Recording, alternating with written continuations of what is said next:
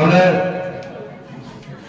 প্রদীপ প্রজ্বলনের মধ্য দিয়ে যদিও সিজারটা শুরু হবে, তা আমরা সিজার রুমের কাছে যেতে শনিবার থেকে শ্যামপুর 2 নম্বর ব্লকের ঝুমঝুমি গ্রামীণ স্বাস্থ্য কেন্দ্রের প্রসূতি বিভাগে সিজার রুম চালু হলো।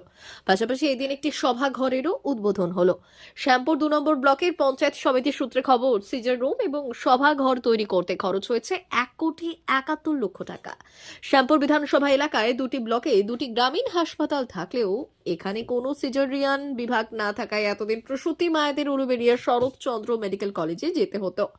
প্রশাসন সূত্রে খবর, চলতি বছরে গ্রামীণ হাসপাতালে 311 জন প্রসূতি মায়ের নর্মাল ডেলিভারি হয়েছে। পাশাপাশি 347 জন প্রসূতি মাকে সিজারের জন্য স্থানান্তরিত করা হয়েছে।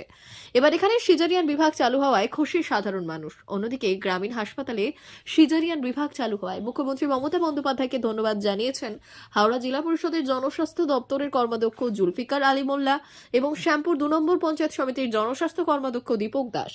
এদিনের এই উদ্বোধন অনুষ্ঠানে অন্যদের মধ্যে উপস্থিত ছিলেন হাওড়া জেলা পরিষদের সভাধিপতি কাবেরী দাস, সহকারী সভাধিপতি অজয় ভট্টাচার্য, বিধায়ক কালীপদ মণ্ডল, উলুবেড়িয়ার মহকুমা শাসক মানস কুমার মণ্ডল, হাওড়া জেলার মুখ্য স্বাস্থ্য আধিকারিক কিশোরলয় দত্ত সহ অন্যান্যরা।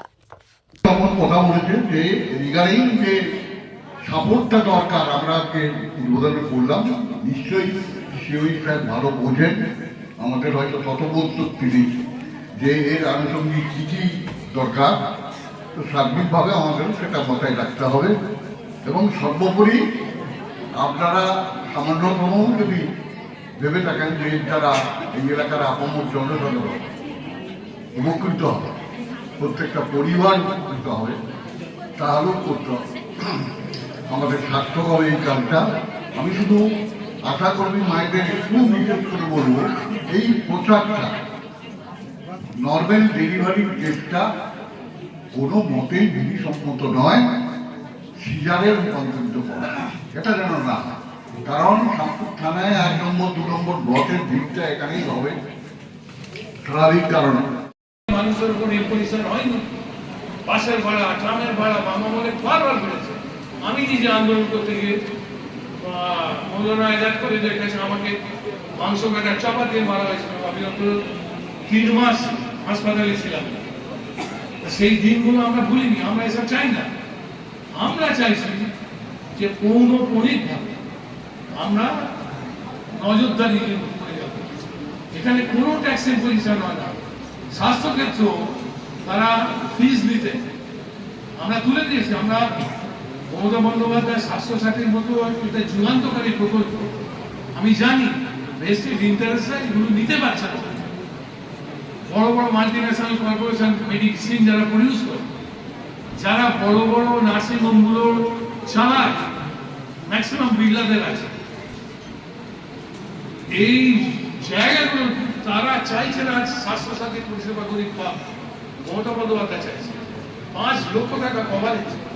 তিনি হাজার চেষ্টা করছেন, এই ভদ্রলোক খুব চেষ্টা করেন।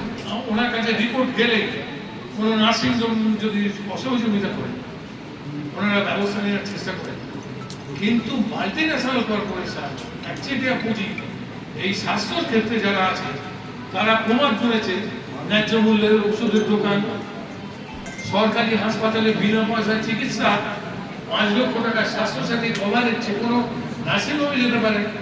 কিন্তু তারা এটাকে ডিসকারেজ করার জন্য অসহযোগিতা করছেন। তথাপি রাজ্য সরকার চেষ্টা চালাচ্ছেন। আমি মায়েদের কাছে অনুরোধ করব, কোনো জায়গায় যদি খবর পান 18-র নিচে মেয়েদের বিয়ের ব্যবস্থা হচ্ছে সমবেতভাবে।